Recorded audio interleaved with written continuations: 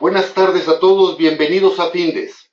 Son las 18 horas, día 25 de enero, momento de dar inicio al webinario que tenemos preparado para el día de hoy en materia de normas de información financiera, específicamente en el tema el valor razonable. Soy Emigdio Villalobos, directivo de la Fundación, y les agradezco la oportunidad que nos brindan de estar con todos ustedes. Asimismo, le agradezco al profesor Fernando Basaldúa Mayer, especialista de Findes en el área de contabilidad, a quien me permito presentar brevemente como licenciado en Contaduría, actuario con estudios de posgrado en Derecho y diversos cursos y diplomados en materia contable, fiscal y de gobierno corporativo. Fernando es integrante de la Comisión de Análisis y Difusión de las Normas de Información Financieras en el Colegio de Contadores Públicos, ha laborado en diversas firmas reconocidas internacionalmente y actualmente es socio director de su propia firma. Fernando cuenta con diversas publicaciones, entre las que destacan los materiales autodidactas para la enseñanza en el sistema de universidad abierta de la UNAM, es columnista en la revista Consultorio Fiscal y columnista de los periódicos El Diario, El Economista y Excelsior. Antes de ceder la palabra a Fernando, les recuerdo y les invito para que formulen sus preguntas, realicen sus comentarios y sugerencias, porque al finalizar de la plática, Fernando dispondrá de algunos minutos para poderles atender. Fernando, tienes la palabra. Buenas tardes. Cómo no, gracias. Buenas tardes a todos. Bueno, pues vamos a revisar lo que es esta norma que nos habla exactamente la NIF B16 sobre la determinación del valor razonable. Este famoso valor razonable, NIF B17, perdón, este famoso valor razonable se basa mucho en algo originalmente de US GAAP que viene con el tema de Fair Value. El valor razonable como tal es una convergencia de la norma internacional, la IFRS 13, que es precisamente la medición del valor razonable. Esta norma que recientemente, hace un par de años, también la puso en circulación el IASB, pues ha sido la base fundamental de esta nueva norma en México, nivel 17, que empieza a tomar auge a partir del 2018. En general, la norma tiene como objetivo establecer su determinación del valor razonable y su revelación, que es la parte más importante. Entonces, aun y cuando diga que determina el valor razonable, como tal, nos da los parámetros, más no nos dice cuáles son los métodos de evaluación que deben de aplicarse en cada activo. Esto es un conocimiento muy especializado de quienes se dedican, o nos dedicamos yo también a algunas participaciones en algún tipo de activos, a la evaluación financiera de algunos activos. ¿Dónde tenemos valores razonables? Bueno, pues tenemos valores razonables prácticamente en todas las partidas. Estamos hablando desde activos y pasivos financieros, estamos hablando de algunas partidas de activo fijo que se intercambian en México, estamos hablando de intangibles, de instrumentos financieros derivados, estamos hablando incluso del mismo estado de resultados integral, lo que tenga que irse al RIF, resultado integral de financiamiento, y lo que se tenga que ir a los ORIS. Y bueno, es un alcance y un objetivo muy amplio de esta norma, porque los valores razonables son los que actualmente imperan en las normas de información financiera en forma particular de cada una de las normas. Y bueno, este alcance pues va dentro de la NIFA 3, que es necesidades de los usuarios y objetivos de los estados financieros, debido a que parte del reconocimiento de evaluación es el valor razonable. Tiene dos análisis, tanto para lo que es la entrada de ciertos reconocimientos contables, como la salida de los mismos. Esto de acuerdo a la NIFA 6. Y bueno, debe aplicarse cuando otra NIF particular requiera o permita evaluaciones a valor razonable o revelaciones sobre el mismo. Así como dice en la pantalla, determinaciones basadas en el valor razonable, tales como el valor razonable menos los costos de disposición. Pensemos en este valor razonable simplemente cuando lo aplicamos en un instrumento financiero derivado, donde nos dice, oye, puedes utilizar el valor razonable o puedes utilizar lo que genera este tipo de instrumento financiero derivado a través de flujos de efectivo presentes traídos a valor, proyectados traídos a valor presente. Entonces, el valor razonable se utiliza también en los intangibles cuando estos se negocian en forma separada, o como dice la NIB 7, cuando se adquiere un negocio. Cuando uno adquiere un negocio puede traer intangibles implícitos, entre ellos el crédito mercantil, pero también puede traer otros intangibles muy poderosos que todas las empresas tienen, como puede ser el know-how, conocido como conocimiento, o puede ser la lista de clientes, que no son las cuentas por cobrar. Entonces, los valores razonables están en todas las normas de información financiera. ¿Qué tipo de conceptos nos maneja al decir valor razonable? Bueno, primero, el valor razonable es un reconocimiento que debe de revelarse y que es mucho más comprometedor que el famoso valor de reposición. Todos los valores de reposición que antes existían en las normas financieras, por ejemplo, en inventarios, o existía incluso el valor de reposición de los activos fijos, etcétera. Esos se fueron eliminando porque los valores de reposición es sinónimo de valor de mercado y estos son muy cambiantes. El valor razonable lo que hace es llegar a algo un poco más sólido en el sentido de decir cuánto estás dispuesto a pagar y yo cuánto estoy dispuesto a recibir por bienes y servicios, donde hay un parámetro de mercado que puede ser medible por las dos partes y que podemos llegar a una correcta operación, ¿sí? A vista de todas las personas participantes. Entonces esto hace que haya en cierta forma, un equilibrio entre la oferta y la demanda cuando hacemos esta operación. Y nos dice, bueno, el valor razonable, el sentido del valor razonable es que va a tener, de acuerdo a esta norma, datos de entrada corroborados por el mercado. Es decir, que siempre vamos a tener de parámetro un mercado. Si yo digo, oye, ¿cuánto vale esta computadora? Pues hay muchos mercados de computadoras, empezando con seguramente algunas entidades muy grandes que se dedican a importar computadoras, como puede ser Office Max, Office Depot y algunas otras empresas muy reconocidas en México y en el mundo. Bueno, este tipo de entidades pues, pueden darnos un precio muy variante a como puede darlo otro tipo de tiendas o como lo podemos encontrar incluso en eje central, etcétera. Los valores de mercado van a ser muy cambiantes. Y si yo seguramente me voy a estas entidades que recuperan a través de dar préstamos y recuperan con garantías estos préstamos, pues seguramente las voy a encontrar más baratas. Bueno, el valor razonable lo que hace es donde dos personas, entidades económicas o entes, están dispuestos a pagar o recibir sobre bienes y servicios bajo un parámetro que coincide de ambos, porque si no coinciden esos parámetros de mercado, entonces nunca se va a dar la operación o va a tener un sesgo. Entonces, estos tienen que ser corroborados por el mercado y tienen que ser observables en el mercado para cualquier cosa de correlación o por otros medios. Ahora, existen datos de entrada de nivel 1, nivel 2 y nivel 3. Cuando se trata de datos de entrada de nivel 1, estamos diciendo que se trata de aquellos que podemos obtener fácilmente el valor de mercado para nosotros poder llegar a un ajuste en el valor razonable. Es muy fácil encontrarlo en el mercado y el mercado no forzosamente significa irse a una plataforma como Bloomberg o una plataforma como Balmer, no, sino son simplemente el hecho de que yo lo vea en algún tipo de promoción masiva y que diga, pues este es el mercado y puede ser desde una revista a la televisión, etcétera, ¿no? En el caso de datos de entrada a nivel 2, son aquellos que ya son un poquito más complicados, pero que todavía los podemos encontrar en el mercado si los buscamos. Pensemos en instrumentos financieros donde sabemos que solamente hay un mercado, el que nos puede dar, o dos o tres mercados donde estamos negociando un instrumento y que es el único o son los únicos, pero sabemos que ahí está el mercado, pero que no lo vamos a encontrar en cualquier otra parte.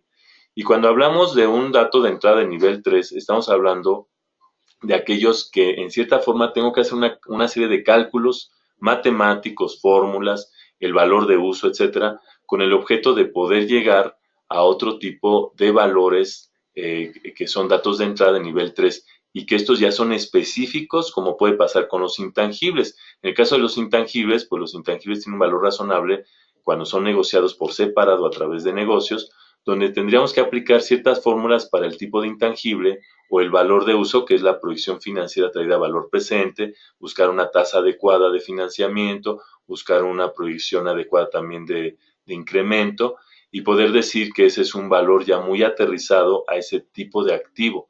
Entonces, estos son los niveles que nos da, que son los parámetros principales para decir cuáles son los niveles de entrada de nivel 1, nivel 2 y nivel 3 de todo lo que se refiere al reconocimiento del valor razonable. Bueno, conceptualmente, como dice la lámina, las bases de evaluación se clasifican como costo histórico y valor actual. Es decir, que todo lo que es costo histórico se basa en el costo de adquisición, se basa en un precio que no tengo que actualizar y que sé que ese es su valor, ya sea histórico o presente, pero que no tengo que llevar a cabo un valor de mercado. Cuando hablamos de valores actuales, estamos diciendo que de acuerdo al valor del dinero en el tiempo, puedo proyectar o traer del valor futuro al valor presente, o puedo utilizar un mercado que se está moviendo con ciertos cambios estadísticos y que esos me utilizan para decir que son valores actuales en los términos de mercado. Entonces, estas son las bases principales de evaluación que existen en el valor razonable. Ahora, todo esto se basa principalmente en lo comprometedor que existe en la administración de las empresas para que ellos puedan revelar y cuantificar correctamente su evaluación. Si ustedes me dicen, oye, finalmente, ¿quiénes son los que van a hacer este tipo de evaluaciones o quiénes lo están haciendo? Yo les diría, pues son los mismos evaluadores, la mayoría de ellos. ¿Por qué los mismos evaluadores? Porque ellos son los que tienen conocimiento de los métodos de evaluación financiera que aparecen en las finanzas corporativas. Pero adicionalmente, cuando hablamos del valor razonable, el valor razonable también lo puede hacer cualquier persona que tenga el conocimiento de los activos y que sepa de parámetros de mercado y que puede ser un jefe de mantenimiento en algunos activos de la industria, donde él diga, oye, pues sí, yo tanto que he estado comprando repuestos o refacciones de los activos, he estado haciendo intercambios, he estado viendo cuánto es su vida útil, cuál es su valor residual final, etcétera, que pues tengo un conocimiento muy preciso del valor razonable y puedo saber en cuánto se va a negociar y conozco el mercado. Entonces, ya no es solamente el evaluador con cierta expertise que sabe sacar un certificado de avalúo, sino también podría ser cualquier persona que está normalmente dentro de la empresa o que es dueña de la empresa o que tiene que ver con las finanzas de la empresa y que él puede dar una evaluación de acuerdo a su experiencia en estos activos. El hecho de dar esta evaluación o este escrito de reconocimiento del valor razonable es que él se va a comprometer en decir cuál es el mercado que va a utilizar o el parámetro de mercado que va a utilizar, cuáles son los métodos de evaluación y por qué utilizó esos métodos de evaluación, ¿sí? En este caso, si no hay parámetro de mercado, entonces un solo mercado tiene que coincidir exactamente con el valor razonable y decir, este es el único mercado que existe en el mundo o en el país y es el único que puedo utilizar porque lo estoy negociando aquí y ese es mi valor razonable. Pero en dado caso que tenga muchos valores de mercado, pues tenemos que insistir por qué vas a utilizar este parámetro de mercado habiendo tantos mercados que venden este tipo de producto, este tipo de servicio. Esto es lo importante de hacer responsable a través no de la certificación como existe en otras profesiones, sino en el caso de los evaluadores a través de la norma financiera nacional e internacional, porque esto también existe a nivel de las IFRS, para poder hacer responsable a los evaluadores que están emitiendo ciertas descripciones del valor, hacerlos comprometedores a través de estos escritos que van a firmar, van a suscribir y que al final van a ser revelados en la información financiera como normas de revelación. Entonces, los estados financieros deben de tener este reconocimiento y está basado en estos parámetros de esta norma financiera. Bueno, aquí yo escribí, para cumplir con el objetivo del párrafo anterior, una entidad debe considerar todos los elementos siguientes: el nivel de detalle necesario para satisfacer los requerimientos de información a revelar, cuánto énfasis dar a cada uno de los distintos requerimientos, cuánta agrupación o disgregación realizar y si los usuarios de los estados financieros necesitan información adicional para evaluar la información cuantitativa revelada. Entonces, al final son una serie de especificaciones que un avalúo ahorita no lo está dando. ¿Qué me da un avalúo? Pues un avalúo, lo más importante es el certificado que me da un valor de reposición nuevo, un valor neto de reposición, una vida útil remanente y una depreciación anual.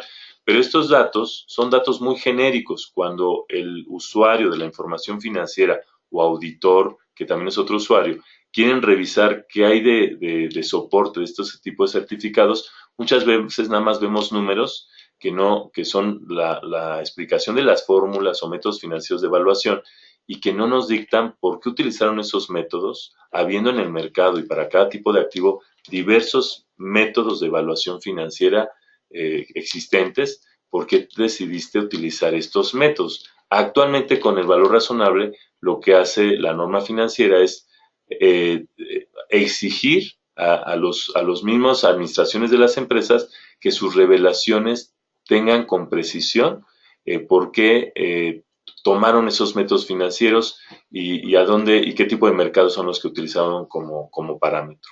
Entonces, esta es la importancia de esta norma financiera, de saber cuáles son los parámetros utilizados, los niveles de entrada que existen en el valor razonable y sobre todo el hecho de que quién lo suscribe al final para que los estados financieros tengan este soporte y este alcance en la información financiera. Si yo dijera que la NIF D3, por ejemplo, que es beneficiosa a los empleados, todas las regulaciones que trae nada más por un valuador, en este caso un valuador actuario, y que tenga que dar, pues realmente el cambio que hubo de la NIF D3 se basa principalmente por toda la revelación que tiene que hacer de un tercero. Bueno, así como ese tercero que es un actuario, que al final todo lo que pone en su escrito a través de su informe de la evaluación del pasivo laboral, así lo están haciendo en la norma financiera, pero con todos los valores que tengan que ver con valor razonable a través de las revelaciones. Entonces nos están pidiendo que todas las revelaciones estén con los sustentos suficientes para que el usuario pueda saber esas bases y poder tomar decisiones correctas. Fernando, muchas gracias. Vamos a proceder a atender las preguntas que los participantes nos estén elaborando. Revisaremos.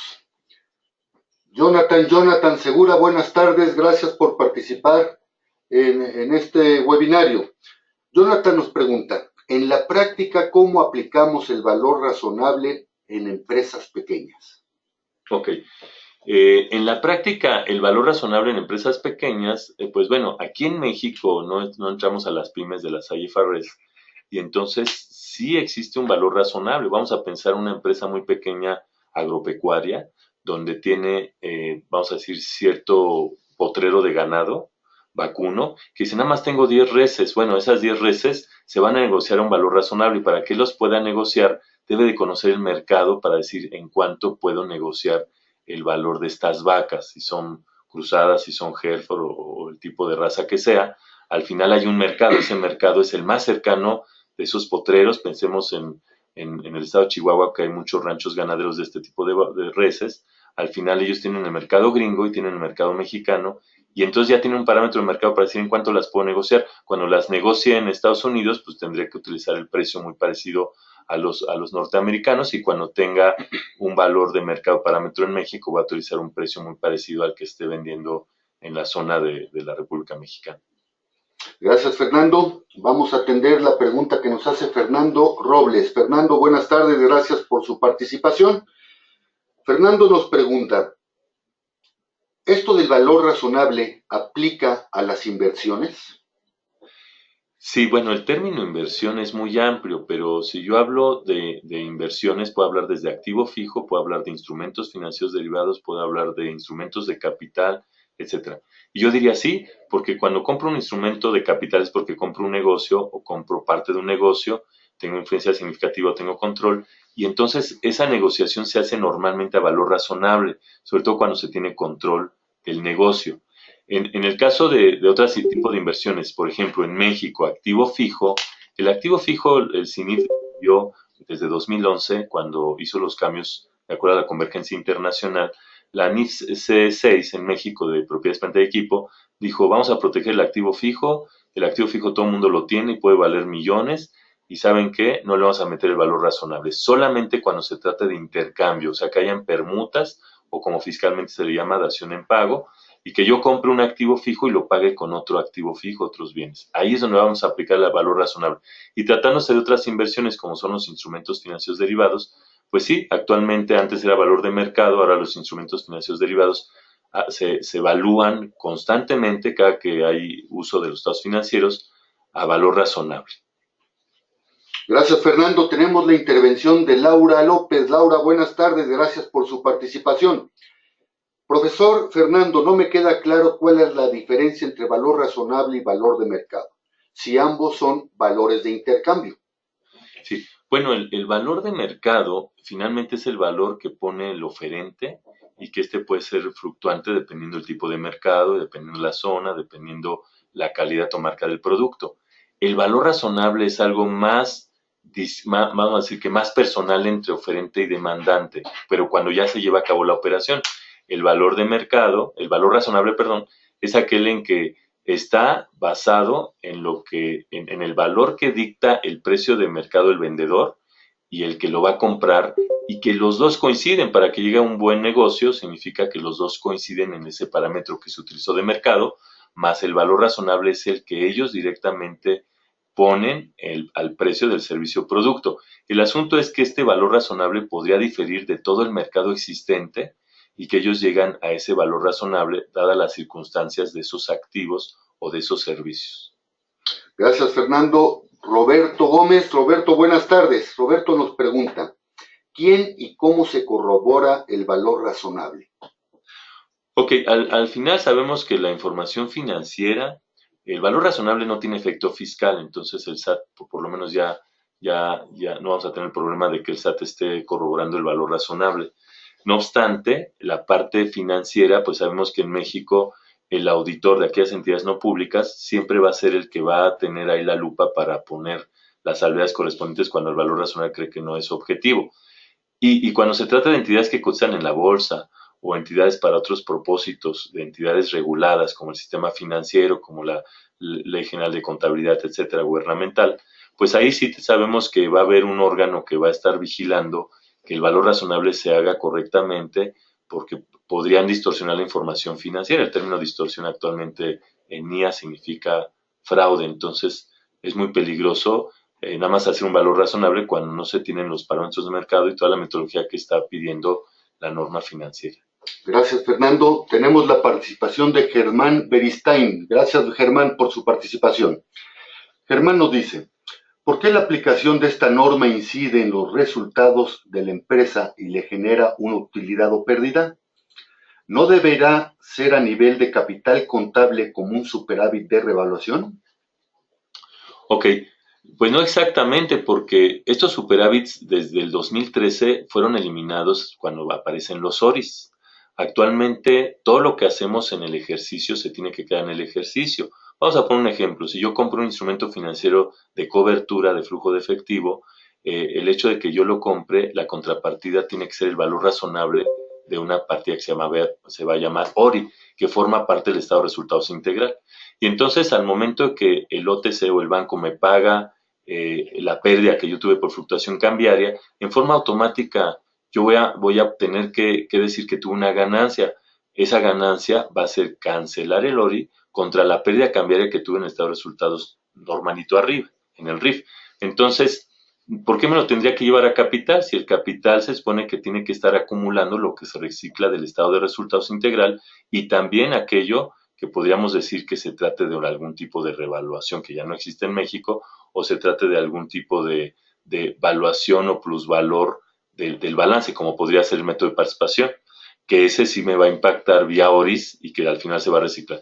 Los ORIS vienen siendo una transición entre el estado de resultados y el capital contable, entonces una forma conservadora que buscó la NIC 1 y que el CINIF ha hecho la convergencia para decir, oye, vamos a proteger el capital contable a través de esta transición de operaciones que son devengadas pero no han sido realizadas, y van a pasar por ORIS y después se van a reciclar al capital contable. El punto es llevarlas primero al estado de resultados integral. Habrán excepciones, pero son contadas. En el caso de las opciones, donde seguramente las opciones, por ser patrimoniales, se tengan que llevar, o los warrants, al patrimonio contable, al capital contable, pero de ahí en fuera pues no vamos a tener que llevarlas más que al RIF, que es donde se mandan todos los valores razonables, o en algunos casos específicos a los ORIS. Fernando, muchas gracias. Tenemos la participación de Rogelio Gómez. Rogelio nos dice, al poder ser el personal de la empresa quien pueda determinar el valor razonable, ¿no le parece subjetivo? Y por lo tanto, que la información financiera se vuelve incierta para la toma de decisiones. Bueno, sabemos que de acuerdo a la actualmente ley del mercado de valores, que se movió hace unos 4 o 5 años, esta ley del mercado de valores ha hecho responsable al Consejo de Administración y a los comités de auditoría con respecto a la información financiera. Entonces, aun y cuando yo ponga un administrador, no un administrador, un jefe de mantenimiento para que elabore correctamente este valor razonable y lo haga mal, pues al finalmente la responsabilidad va a ser de la administración de la empresa.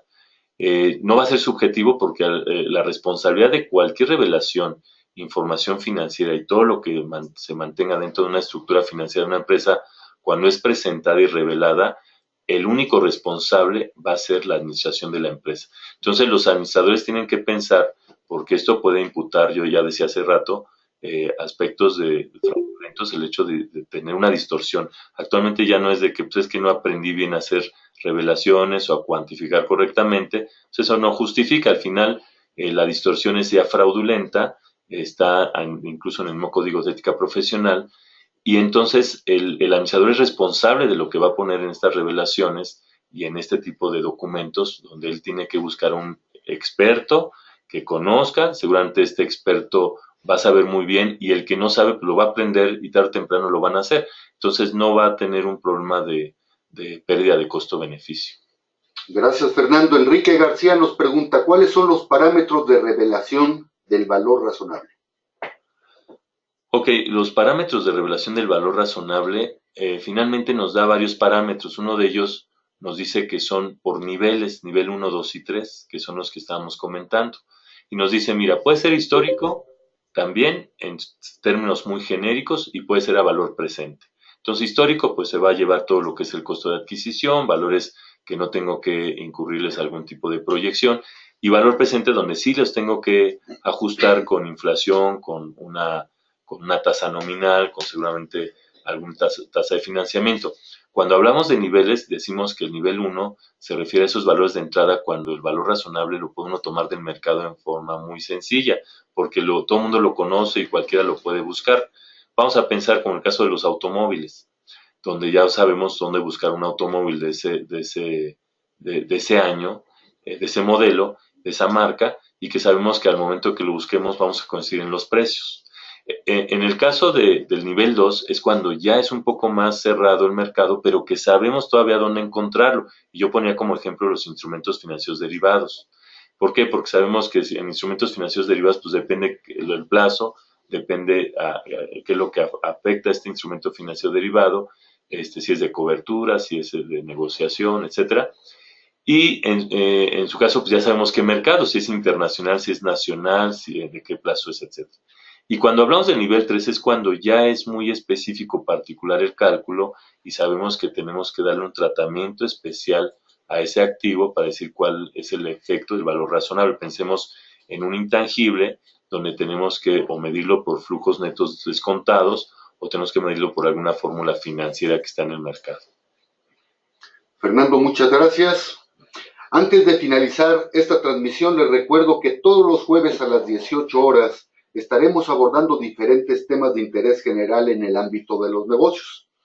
El próximo jueves 1 de febrero a las 18 horas trataremos el tema el modelo COSO dentro del marco de la administración de riesgos. Los esperamos, inviten a sus compañeros, inviten a sus amigos. Son las 18:30 horas, día jueves 25 de enero. Damos por concluido el desarrollo de este webinario. Muchas gracias a todos. Estamos en contacto.